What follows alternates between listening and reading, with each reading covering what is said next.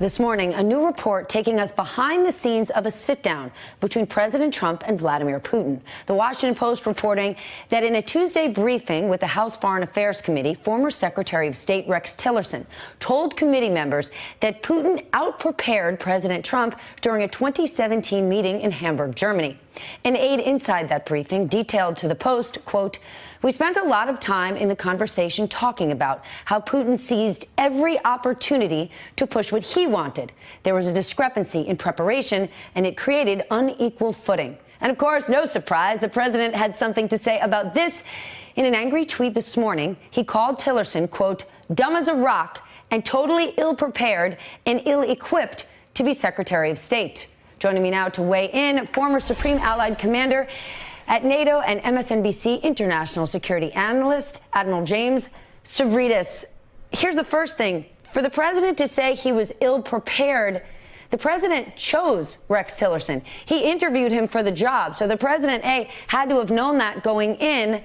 But B, why now? Why would Rex Tillerson sit down now and brief the committee on this 2 years later? Well, first of all, I would guess the committee asked him to come in.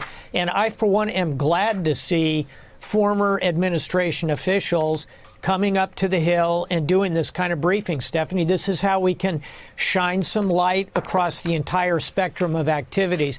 In terms of calling Rex Tillerson dumb as a rock, that just is a staggering comment in the sense that here's a man who was the CEO of ExxonMobil, Fortune 5 company around the world, knows everybody in the international space. I've met him several times. He's an individual of high integrity, high intelligence, and I thought was pretty well equipped to be the Secretary of State. I'll leave it to Secretary Tillerson to discuss his relationship with the president.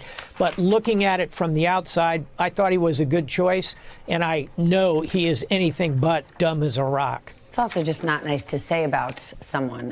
Today at the Pentagon, they're going to present plans to send up to 10,000 more troops to the Middle East. They're looking to beef up defenses against Iran. You know we have a lot of military moms who watch this show.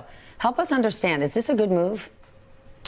I think, on balance, this is a good move. Let's put it in perspective, Stephanie. About a week ago, we were hearing reports of 120,000 troops potentially deploying. That would be a very bad move. That would be far too escalatory. But if you really look at what Iran has done over the last week or so, they've planted bombs on tankers. They are flying drones over Saudi oil fields and attacking the pipelines.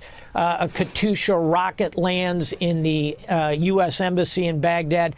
Iran is clearly sending us a pretty aggressive signal.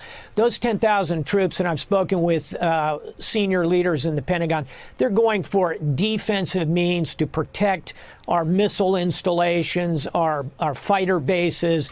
This is actually going to make us safer.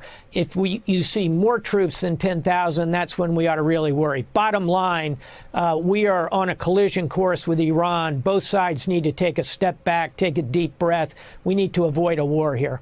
Admiral, help me in the civilian class understand this. President Trump considering pardoning military members who committed war crimes. You write in a new piece that letting them off would undermine the military. Can you explain this to me? I can. Let's kind of do it from the outside in.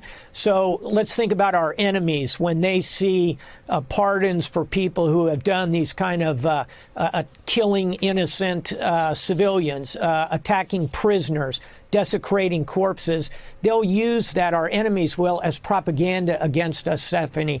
Secondly, it will only encourage our enemies to be even more barbaric, take it one step closer to us. How does this look to our allies? We're constantly asking them to come into combat with us under rules of engagement and appropriate means. And then finally, think about our 99.9% of our troops who do the right thing, who will protect a prisoner appropriately, who are not going to desecrate a corpse, who are not going to use torture to interrogate.